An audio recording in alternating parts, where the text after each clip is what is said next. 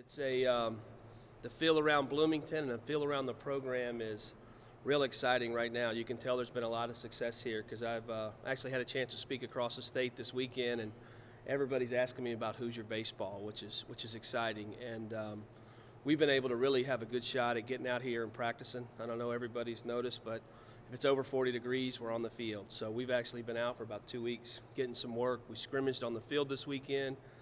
Some really good results there, and we're just trying to get our team together and trying to figure out our roles. I think is the biggest part right now.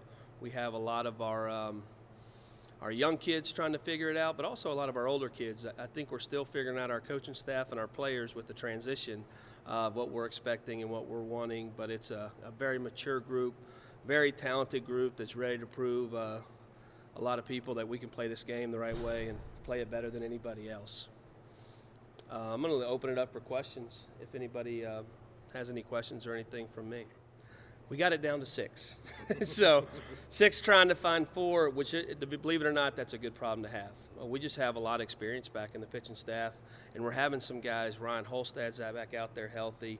We're really trying to get all those guys out there ready to throw. So we've had a good experience with those guys. But we have it. I just left the meeting. We're trying to figure out the scrimmages with the cold and the starters. So and we've got it down to 6 right now. Is Hart, I guess, with injuries too? Where's Kyle Hart? Kyle Hart's a couple weeks away. He's throwing bullpens live, doing everything ready to go. We're looking at him probably the middle of March, and it'll be weather dependent, Kyle Hart dependent. We're not going to rush him back, but we're also we're excited to have him as much for what he does on the mound, but man, he's such a great leader too. So he brings a lot to the team in that way. What kind of similarities have you seen with Indiana and Louisville the past few years? Midwest or kind of colder climate teams kind of make a national noise. I think the 2 biggest similarities you see between the 2, and I know everybody thinks of Kyle Schwarber or Sam Travis or Dustin DeMuth, but we were so good with the pitching and defense at Louisville, and Indiana had become that here the last couple of years. I thought that was the biggest growth, and if you can pitch and play defense, you can play on the national level, and that's really the biggest thing. Now, I'd still like to have some Schwarbers and Travises and DeMuse too, and we got that in our team. We got some very good offensive players, but to be great in this game, you got to be able to pitch and play D. Where is that lineup, I guess? I mean, I know your background at Louisville was offense as well as some other things, but where is that lineup for you right now? No, the lineup's very good. We have a lot of starters back. I mean, Casey Rodriguez back at second base. Nick Ramos is back at shortstop. Brad Hartong's a guy who played the outfield last year and got hurt in the regional, but he's healthy, and he's actually one of the best catchers you'll find out there. We got Will Nolden in the outfield. We're having some position battle fights at third base, at first base, and a little bit in the outfield because of our depth. I'm trying to see maybe we can get Scott Donnelly on the field every day to clear up the DH hole is what we're working on. And then we have, right field's a little bit of a battle, and we got some really talented young kids that'll be able to jump out there.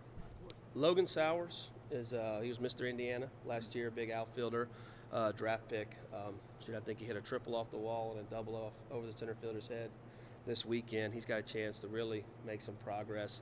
Isaiah Pasteur is a freshman, really fast, talented kid who's fighting in those infield roles. Brian Hobby was a kid, a freshman pitcher out of Illinois who had a really good outing this weekend. So, and we got many more, but those are the couple on top of my head. Has it been hard at all, I guess, this team did rely a fair amount on Travis and Schwarber and DeMuth to clear the bases. They'd set those guys up, and that was kind of the focus offensively last year. Has it been hard to sort of clear that mentality out, or maybe has the coaching change just helped everybody just kind of hit reset in general? No, I think it's been one of our biggest challenges offensively that we've had to talk about a lot. And, we like to run probably a little bit more, and just trying to put the ball in play maybe a little bit more. We got to be a little different type of offense that we got to be able to play small ball a little bit. But I think that's been one of our challenges because, if we could strike out or have a bat at bat, and one of those guys could take the pressure off of you pretty quick, with the big ball in the gap or a home run. And we got to learn to grind out at bats more. My Rodriguez, my Noldens, those guys that got a chance to hit at the top of the order, we got to play a little different type of game. Coach, with your philosophy, wanting to run the bases, steal bases, things like that, now that you've seen the roster and work with them in the offseason, how do you see this roster fitting into that style of play? We're good. We want to be a blend of everything, but this group, we have some good athletes, and so we don't have to steal 150 bases. We just want to steal 80 or 100 and be able to put some pressure on a defense and be a good bunting team and be a team that really offensively you want to have a lot of great quality at bats, and that's what we're trying to do, because at the end of the day, our goal is to score more runs than the opponent. So if we have to hit them over their heads or hit them in front of them or bunt them over, we'll do it any way we can. We really push to have a nice blend. So, our last offenses we've had that I've coached have been a little bit of both. Oh, they got the green light and some push behind them. So that's you can't be a great base running team if they don't have the freedom. You can't get thrown out and be scared. And some of we'll get picked off and we'll get thrown out, but we're going to steal a lot of bases too, and we'll be able to put pressure on people. And so I want them to have the green light. Really, I'll give them the red light. They can run, and I'll tell them when I don't want them to run sometimes, but we'll let some of those guys that show they can do it get off and go. All our scrimmages, we do a still scrimmage. So every one of our scrimmages we play, we let they have free steals. They get thrown out, they come back to the base, and the out doesn't count, which kind of makes our pitchers upset, but it makes us a better base stealing team, but also a better team in terms of defending the steal too. How's the bullpen look? And I take it Halstead's going to be the ninth inning guy again, or what's your ideal 7, 8, 9? Halstead, yeah, he's at the back of the game. So the rest of them, we have so many options. So we're trying to figure that out right now in terms of Thomas Belcher. He's a really solid option. What are we going to do with the Kelsers, Harrisons, and those guys if one starts and one may be in the pen, and have some different options there. And then we're trying to figure out our left-handed pitchers. We got, Will Corson-Carr is a guy who's had a lot of success here, and we need him to be dependable for us to come out of the pen and do some things. And also a couple of our other young lefties. We need to have that matchup ability out of the pen. Oh, the 6, Efros, Harrison, Morris, Kelzer. We have a young kid, Berger. Maybe it's 5. Maybe I'm in there at 5. The guys, and maybe Hobby, our young freshman for a midweek guy, would be those 6 guys that probably have a great chance of starting, in there right now. So hopefully I didn't forget anybody. Would Hart be ready to shake that up as a starter, or would it be more limited innings with him, maybe? It's so limited on what he can do early, because you're going to get an inning, and then hopefully the next week you can get 2. And but I've had some guys in the past that we start them just so we can control when they go out on the field. They're going to come out and get 15 pitches, and they're done, and they can do their work afterwards, and they're going to go into a good situation. Sometimes it's hard to bring that guy back out of the pen because you don't know what type of environment you're going to get him in. If you say you're going to start him, give him 1 inning or 2, sometimes that's easier that way.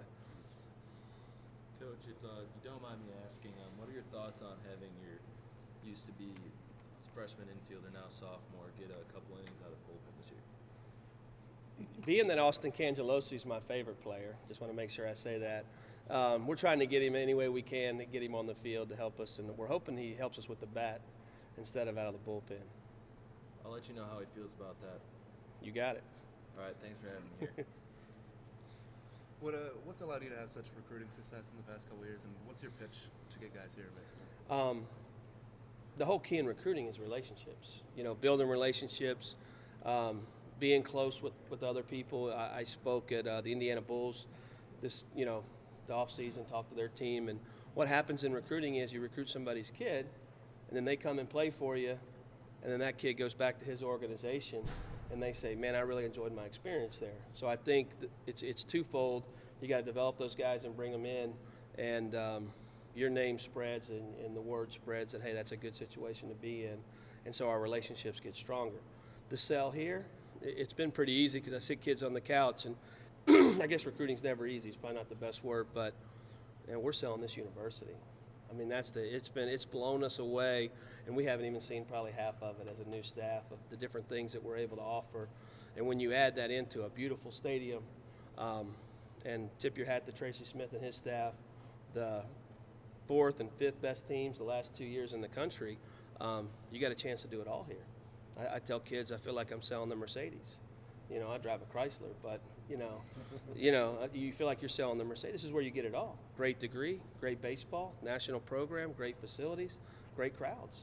I mean, we're really selling it all, and we're the most southern team in the Big Ten, so we're the warmest too. So we just got it all here to offer a kid, and what a great experience. It's been good. I mean, with the older guys, it's a fine line because we had so much success last year that in the area you don't want to get into is, and I've seen it happen before, is I want to do everything exactly the way I did it last year because I had success. And as an athlete or anybody, you have to keep growing. You got to try to do more. You got to try to be better. And so maybe it's in a lot of ways it's been good, but it's a good relationship with him and those guys. I mean, he's been around a lot of upper level pitchers, and we have a lot of upper level pitchers, so it's nice for those two. Last year we saw Christian Morris take a big step forward. What's his ceiling this season? It's pretty high. I mean, it's he's one of the better pitchers in our league, so we're excited that he's on our team. He pitched really good this weekend, so I'm just looking for him to keep that maturity and that experience level is huge. That once you've been out there and you've done it, and I think he's still got room to grow. It's a really strong-armed kid. Huge. I mean, to have a guy with that much experience and the injury was really a tough injury, but the kid works so hard that you're seeing a kid who his body's better than ever and stronger than ever, and I think his stuff is a little better than ever just in his first couple appearances. And he's got to get out there and get comfortable, but I think to have that ability that first night to be able to hand the ball to a guy who's pitched in so many big environments, it's huge for us. I know as a new manager, that bullpen's a huge part, that you're trying to put together and have that confidence that you can hand the ball to somebody, and there's really not a big question at the end of the game.